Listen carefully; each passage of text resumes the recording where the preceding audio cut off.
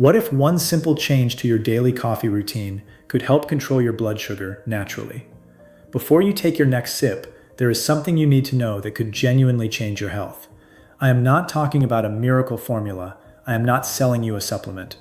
I am talking about coffee, the drink that is sitting in your kitchen right now, and one small detail about it that changes everything, the way and the timing in which you drink that cup. I am Dr. John Myers, an internal medicine specialist. Over more than 20 years of practice, I have followed hundreds of patients with prediabetes and full type 2 diabetes, most of them over 60. And what I am going to tell you today is something that has truly changed many of their lives. Here in the United States, we are living through a silent crisis. According to the CDC, more than 100 million American adults are now living with diabetes or prediabetes, and it gets worse with age. Among adults over 65, close to 1 in 3 already has diabetes, and about half of the rest are sitting in prediabetes without knowing it, 1 in 3. And what worries me most in my day-to-day is not only the people who already have the diagnosis. It is the enormous group of people sitting right on the edge, high normal glucose, that unexplained heaviness after lunch, that constant thirst that never quite goes away.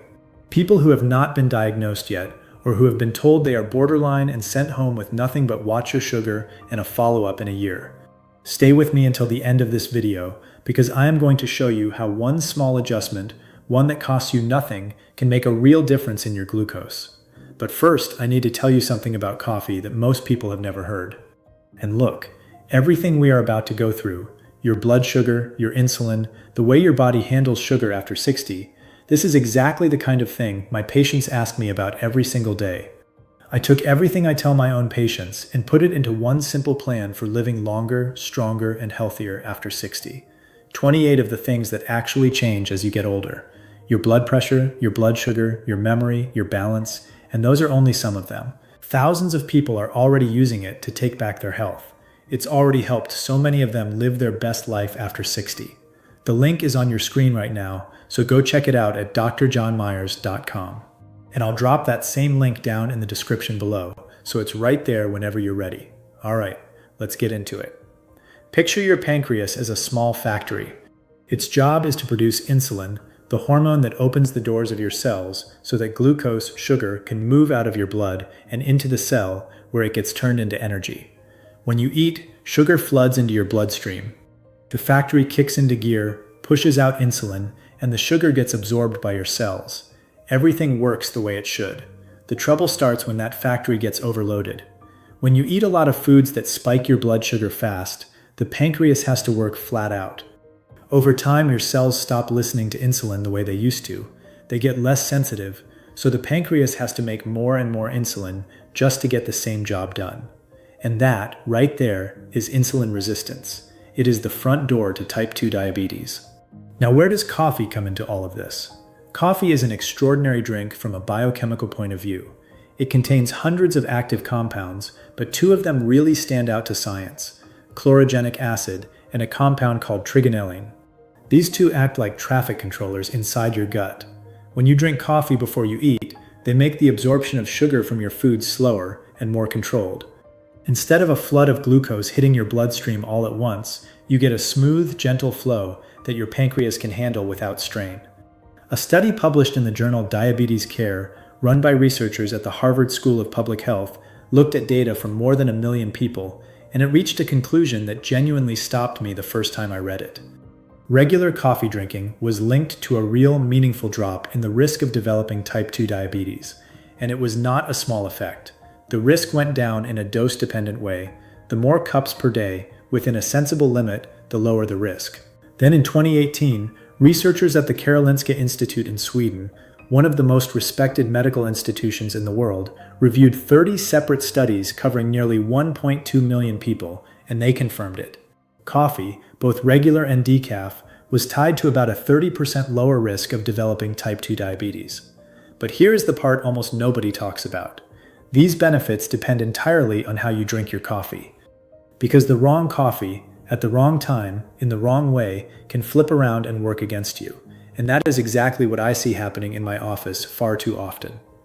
Let me tell you about a patient of mine. I will call him Frank, 72 years old, retired, a real creature of habit. He had been drinking coffee since he was 17, and he was proud of it.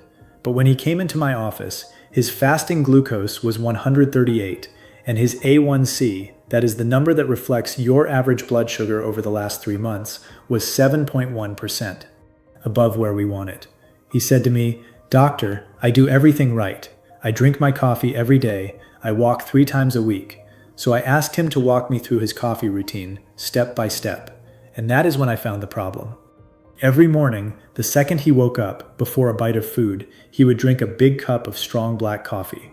Then another one around 3 in the afternoon with a sweet cookie on the side, and sometimes a third before bed, because he thought it helped him relax. 3 classic mistakes, and I am going to walk you through every one. Mistake number 1. Coffee on an empty stomach right after you wake up. This is the most common one, and it does the most harm. When you wake up after a whole night without food, your body already has high levels of cortisol, the stress hormone, the same one your adrenal glands pump out when you are under pressure. Cortisol is already telling your liver to dump glucose into your blood so you have the energy to get going. That is normal. It is survival. The problem is that caffeine pours fuel on that fire. It pushes your adrenal glands harder, releases more adrenaline, and your liver answers by dumping even more sugar into your blood. And you have not eaten a single thing yet. The result? Before your first bite of breakfast, your glucose has already climbed somewhere between 20 and 40 milligrams per deciliter. I have seen the lab results confirm this in patients who track their glucose continuously. A study in the British Journal of Nutrition backed it up. Black coffee on an empty stomach, first thing after a night of sleep, can significantly raise your morning blood sugar. Mistake number 2. Coffee with sugar, with artificial sweetener, or with cream. It seems harmless. It is not. 1 spoon of sugar in your coffee causes an immediate spike in glucose and cancels out the very benefit from the chlorogenic acid you just drank. You light a small fire and pour gasoline on it in the same breath, and the artificial sweeteners? A lot of people think they are the perfect answer. But recent research, including a study published in the journal Nutrition in 2021, suggests that sweeteners like aspartame and sucralose can alter your gut microbiome, the trillions of bacteria in your intestines that play a huge role in how you handle sugar, in ways that may harm your blood sugar control over the long run.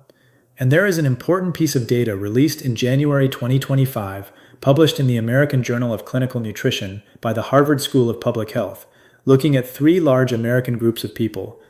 Coffee with nothing added was linked to a 10% lower diabetes risk for each additional cup per day. But the moment coffee was taken with sugar, that protection dropped off sharply. In plain language, take the sugar out of your coffee. It sounds too simple to matter. It is powerful. Mistake number 3. Coffee in the late afternoon or at night. Caffeine has a half-life of 5 to 6 hours in your body.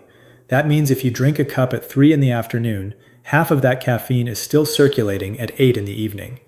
It keeps your cortisol elevated, it interferes with deep sleep, and it is during quality sleep that your body does part of its glucose housekeeping.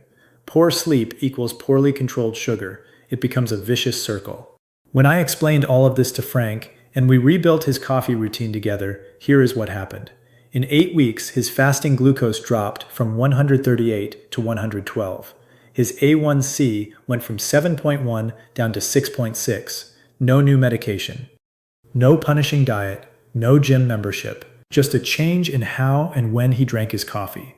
Now, I am about to show you exactly how you should drink your coffee to get the full benefit that science has already proven. But first, quick favor. If this is helping you, tap the like button and subscribe to the channel if you have not already. I have a lot more content like this coming that can genuinely change your health. And drop me a comment and tell me where you are watching from. I love hearing which corner of the country these videos reach.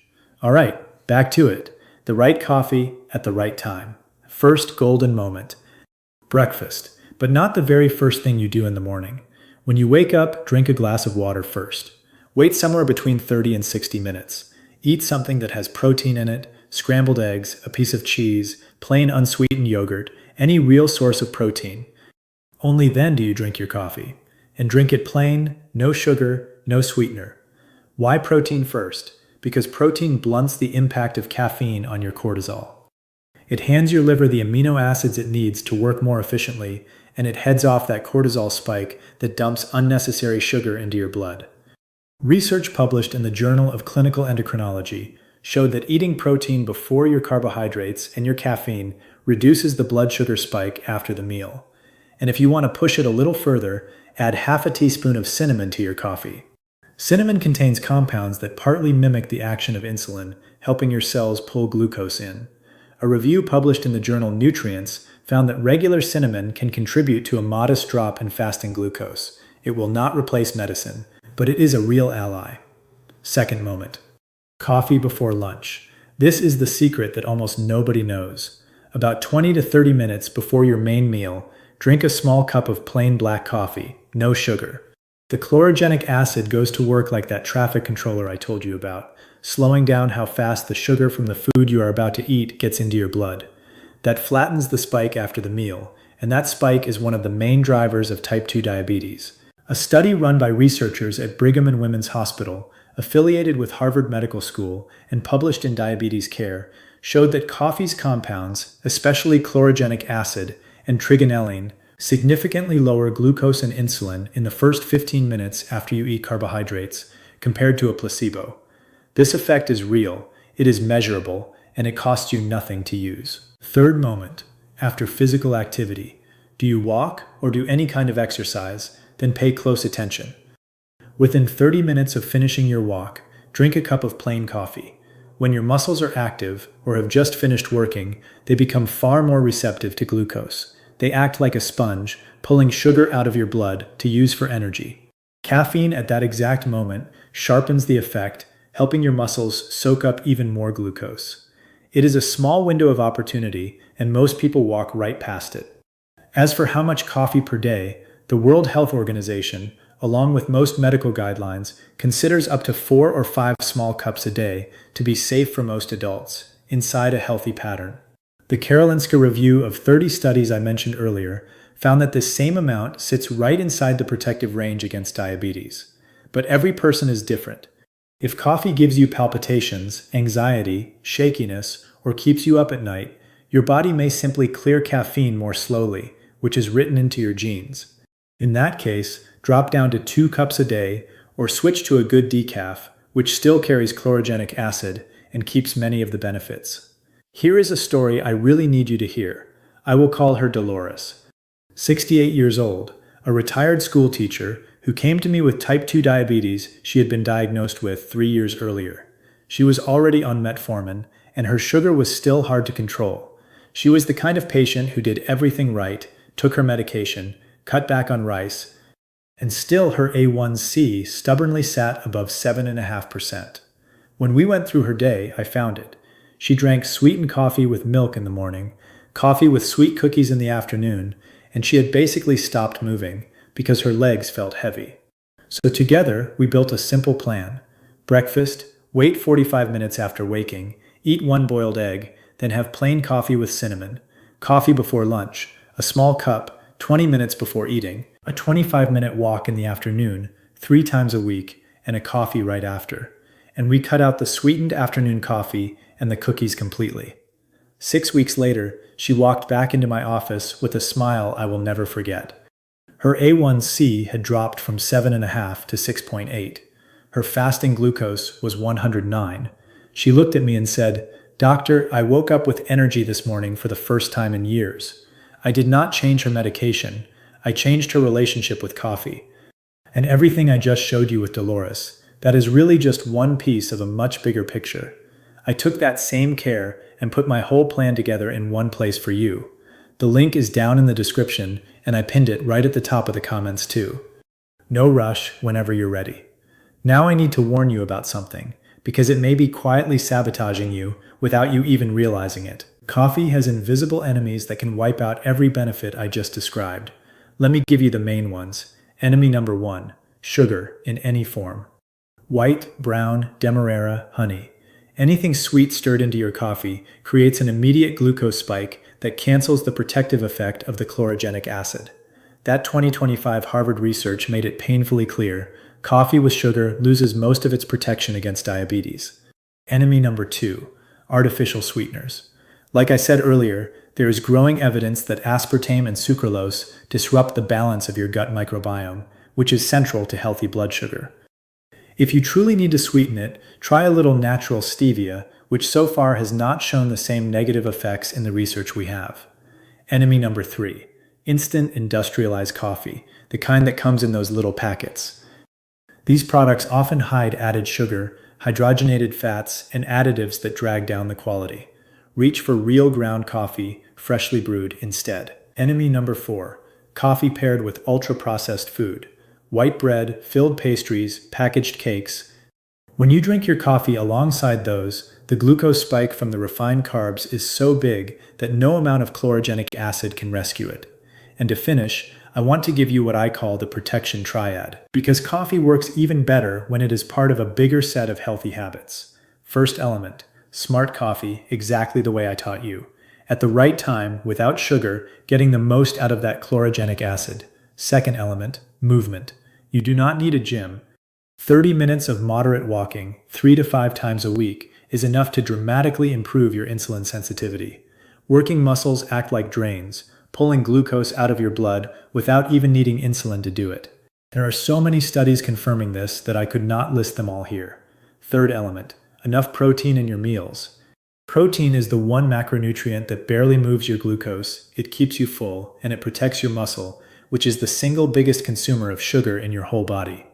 After 60, your protein needs actually go up because the body gets less efficient at using it. Eggs, chicken, fish, beans, cheese, plain yogurt. Put a real source of protein in every main meal. When these three work together, the effects multiply. Coffee improves your insulin sensitivity. Exercise pulls sugar into your muscles. Protein steadies the spike after your meals. It is a powerful combination, and it barely costs a thing. But I need to be honest with you about one thing.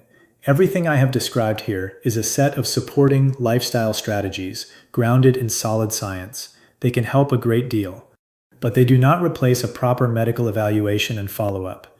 If you already have diabetes and you take medication, never change your dose or stop it on your own. Take this information to your doctor, talk it through together, and make any adjustments with real guidance. Now let me ask you something. Do you have someone, a mother, a father, a brother or sister, a close friend, who struggles with high blood sugar or already has diabetes? Share this video with them today. You might be handing them the one thing that changes something in their life. Good information grounded in science is one of the greatest gifts we can give the people we love. And I want to leave you with a thought I have carried with me for years in medicine. Your body is not your enemy. Your body is constantly trying to balance itself, to heal, to adapt. When your sugar climbs, when the fatigue will not lift, when your legs feel heavy, those are signals. They are your body asking for help. And often what it is asking for is not another pill. Sometimes it is a small change, like the time of day you drink a cup of coffee. Health does not live in the pharmacy. It lives in the small things you do every single day. So before you go, if this video helped you understand your own body a little better, do me a quick favor. Tap that like button, subscribe so these videos keep finding you, and leave a comment telling me you are going to give the coffee timing a try. It genuinely helps more people like you find this channel. I am Dr. John Myers, and it has been a real pleasure being here with you.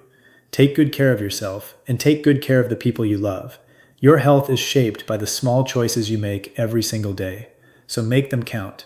Start with one simple change today, and the version of you a year from now will thank you for it.